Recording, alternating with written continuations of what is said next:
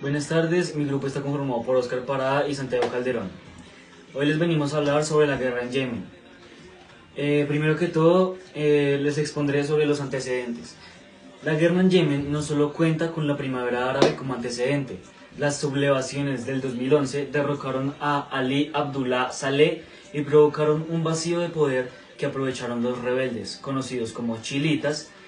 Este grupo armado tomó el control de la capital Sanaa en 2014, provocando un despliegue internacional en la búsqueda de restaurar el orden yemení, ya que estos desarrollaron un desorden en este estado.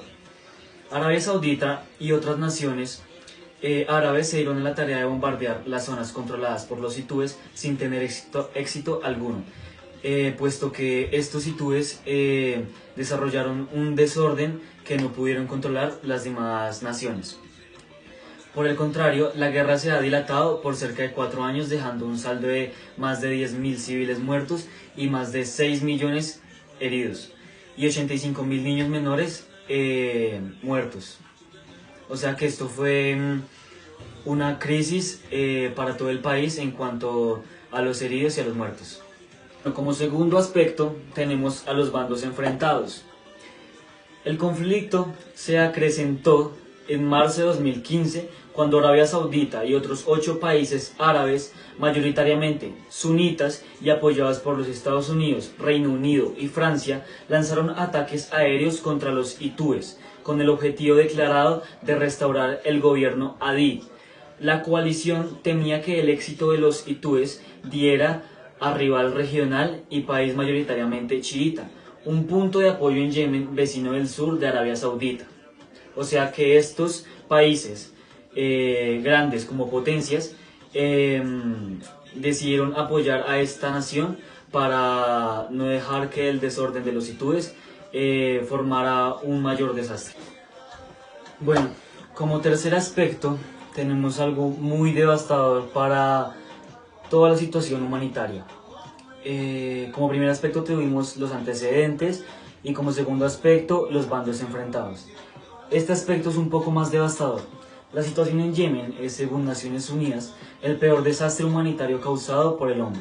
Más de 6.800 civiles han muerto y al menos 10.700 han resultado heridos desde marzo de 2015, dice la ONU, Organización de Naciones Unidas. Más de la mitad de las muertes y heridas han sido causadas por los ataques aéreos de la coalición saudita. Como ya mencioné anteriormente, Estados Unidos, Reino Unido y Francia lanzaron ataques aéreos. Esto también acabó con muchas vidas, tratando de derrocar el orden hitúe. En este aspecto les voy a hablar sobre la religión, algo muy emblemático y significativo para Yemen. La importancia del Islam Saidí en Yemen. El saidismo, cuya definición nos ofrece en su diccionario del Islam e islamismo, es una rama de la Shia cuyo nombre procede del Said. Este personaje histórico es considerado, por lo tanto, quinto y último imam por sus fieles, en detrimento de la línea de sucesoria tan importante para el resto de los chiíes. El saidismo es el grupo más próximo al Islam, suní, con unas características bien definidas como una escuela jurídica propia. El reconocimiento a los dos primeros califas suníes, el rechazo tanto del misticismo sufí como la taquilla o arte del disimulo de la palabra, fe en circunstancias adversas. El saidismo, la condición de imam, no se recibe por herencia, sino por varia personal y espiritual, siempre y cuando haya un vínculo de parentesco como el linaje de Ali y Fátima. Los saidíes siempre se quedan en su aspecto de que las personas no tienen habilidades sobrehumanas y que son tan simples como ellos mismos. Bueno, ya después de la división eh, podemos hablar sobre todo de la política de este país, cómo está estructurada la política de este país. La unificación entre la República Árabe de Yemen y la República Democrática de Yemen, norte y sur respectivamente, se unieron en 1990. El sistema de gobierno de la República de Yemen se basa en un consejo presidencial de 5 integrantes, los cuales está distribuido por 3 del norte y 2 del sur, dirigido principalmente por Abd Rabu Mansur al-Hadi. El parlamento que se da en este país es bicameral. ¿Cómo así bicameral? Bicameral habla de una cámara de 2 representantes que son los que elaboran y aprueban las leyes. Está formado por 301 diputados y la Shura de 111 miembros. Una de las principales funciones del Parlamento es elegir a 2 candidatos que concurrirán a las elecciones presidenciales, pudiendo así dejar fuera a destacados líderes opositores o que se crean en el momento que no puedan cumplir las labores suficientes para dominar estos territorios y demás problemas. El presidente es electo por sufragio universal por un periodo de 7 años y parlamento por un periodo de 5 años. Así respectivamente se da la política en este país. Bueno, buenas noches. Como ya nombrado por mi compañero Óscar Andrés Parada Garzón, el tema que nos correspondió a nosotros hablar fue la guerra del Yemen, el conflicto. Yo les voy a hablar de cómo inició la guerra. ¿Cómo inició esta guerra? Esta guerra inicia debido a una suposición de una transición política que iba a poner estable el país, pero esto no fue así. Una transición política nos habla de una serie de cambios de reglas, de nuevos gobernantes, que se puede dar por un autoritarismo o una democracia, en este caso. Entonces lo que pasó fue que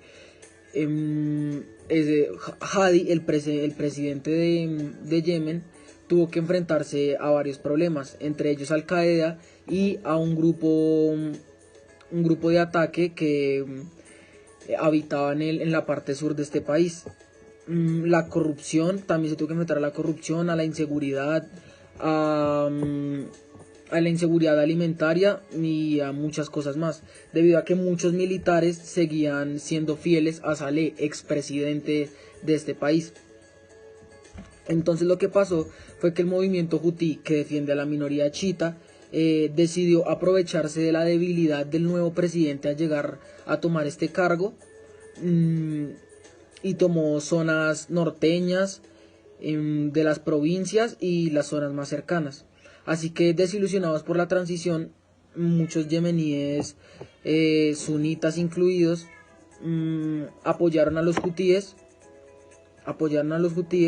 y a los finales de 2014 y a principios de 2015 los rebeldes tomaron Saná, la capital de este país, forzando a Hadi a irse al exilio. Bueno, ya después de hablar de esto podemos discutir sobre una división territorial que hubo en Yemen. Esta división territorial se da debido a que los británicos tomaron el control del puerto de Adén en los momentos que se daba la construcción del canal de Suez. La nueva ruta marítima entre el mar Mediterráneo y Asia Oriental ubicaban a Yemen como un país altamente estratégico para el reabastecimiento de las naves británicas que sufrían daños en guerras, etc. Por parte del Imperio Turco Otomano, esto se tomaron la parte norte, haciendo muchas torturas, por decirlo así, y este territorio que tomaron abarcaba 3 continentes, los cuales se le dominaba toda la península arábiga. Desde ese momento se dice que Yemen sufrió una división entre la parte norte y la parte sur. Con la caída del Imperio Turco Otomano,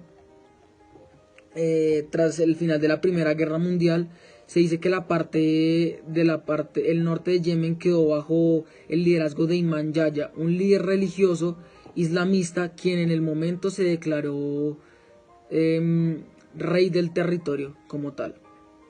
El sur de Yemen estuvo bajo dominio británico desde el siglo XIX hasta 1967, cuando los ataques contra las tropas británicas por parte de los grupos nacionalistas hicieron que los ingleses se retiraran del puerto de Adén. Desde ahí se da una lucha y ya empiezan a haber guerras entre la parte norte y la parte sur.